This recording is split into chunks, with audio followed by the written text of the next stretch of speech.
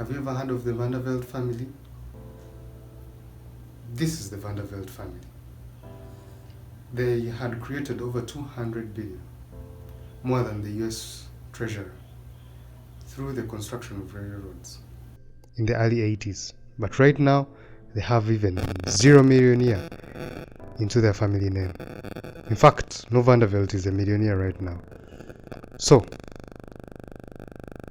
most people say that in generational wealth, the first generation creates wealth, the second generation maintains wealth, then the third generation spends all the wealth.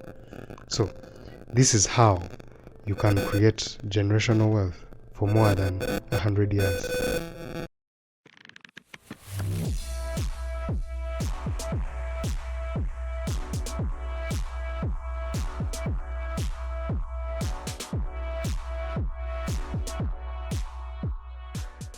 The Rockefeller family, the Rothschild family, the Krups in Germany, the Songs in China, the Mulliez in northern France, the Mitsubishis family, the Tata family. All these families have one thing in common, that is generational wealth.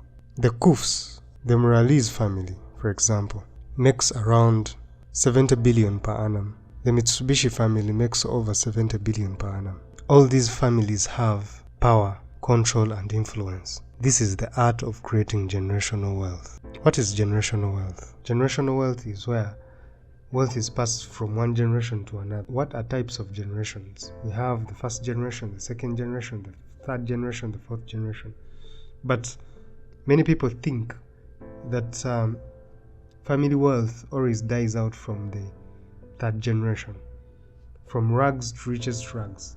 Many people think that the first generation is the creative generation, the second generation is the maintenance of the status generation, then the third generation is the spending generation. People who spend, they don't work. But using these strategies or using these formulas that we are going to see, it's where we shall maintain the wealth.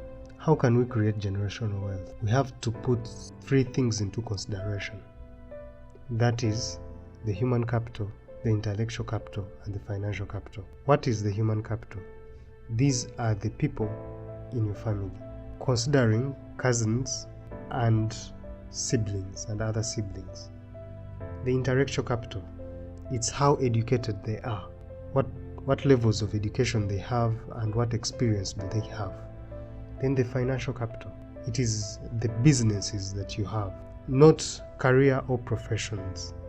I mean businesses that you have, the movable and the immovable properties. Let's take a case study of the Rothschild house. In the 1800s, the Mayor Rothschild had 5 sons, whom he sent in various states.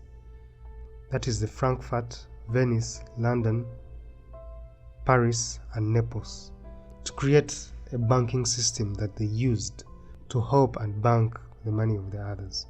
He gave a loan to his sons to create a banking system, and he told his sons to share information regularly to him and to pay him back for the loan that he had given.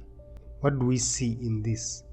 How do those principles that I've just spoken about apply in these families?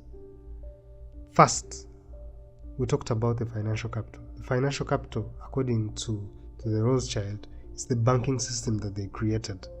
Second, the human capital, the 5 sons that he sent to various principals of Europe, or various states of Europe, or various countries of Europe. Third, the human capital were the 5 sons. The intellectual capital, how well educated they were and how they used to share information of the banking system between each other. The other factors of generational wealth, we have the family history. You have to make sure that you talk about the family history, from where the family started from, who were your great-grandfathers. That will help to glue the family together, the origins and to where you are, and it will create a sense of focus to the family members. Point 4, The rituals. You as a family, you have to have rituals. As you see, most religions bring in rituals of incarnating the priests. So you have to bring in rituals for the new entrants, the newborn babies to your family. For the in-marrying, the men who marry from your family, you have to create rituals for them, or the women who are going to marry within your family. You have to make sure that those rituals are in line with your culture. The mission, that is point 6, the mission. Because whenever we bring this mission together, we shall know what our short-term goals is, what our long-term goals is, and what should we focus. Now, long-term goals of a generational wealth or families that are focusing on generational wealth is different from long-term goals of just a family which is doing business. Long-term goals for a family that is focusing on generational wealth has to be between 100 years and 250 years. Short-term goals of a family that is doing generational wealth have to be between 25 years and 50 years. You have to make sure you get every family member to focus on the long-term goals and short-term goals of the family. 7. The family balance sheet and income statement focuses on assets, liabilities, and shareholders' equity. It is a statement of income. It measures the family and the annual performance of the assets of the family and management. Then we have the family bank. This family bank is used to lend loans, mostly to family members, for individual loans. Like, for example, the individual loans whereby I need a loan from my side businesses that I have aside. So basically, the family bank, it cannot be a commercial bank, and it will give loans on a low interest rate compared to the commercial banks and with little security, because we presume that at the end of the day, every family member has to be paid some money from the family businesses. So you give loans to the family members for them to use those loans to develop their individual businesses or to develop their welfare or in construction of their assets. The family bank will have an advisory body, will have a governing body, will have the officers who are going to give that kind of money. The other point would be the model of governance. It is, what model do we want to use? Is it the monarchy system? Is it the democratic system? Or is it the dictatorial system? So what model of governance do we want to create? For example, if we use the Republican system whereby everyone has a right to vote, that will encourage the family members to participate in the family voting and everyone to have a say in what the family decides or in the family meetings. The other point is the constitution. The family should have a constitution that is not easily changed. In fact, the constitution should not be changed until a period of 50 years or 60 years, whereby some models have to be changed. Like as you see the constitution of most African countries, people build on that, but not the constitution that can be changed easily. The constitution will bring law and order within the family. It will know what's right, what's wrong, what to follow, and what case do the family members have to submit. Because as a family, you always have disputes, you always have misunderstandings between. So, which family court is supposed to handle that? Into the family, not outside the family. The other point would be the annual general meeting. So, the annual general meeting is always carried out at the end of the year.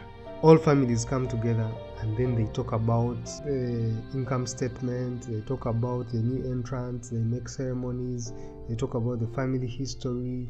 Then they talk about the rituals for the new entrants, the newborns. They talk about the disputes they are having, the problems they are having.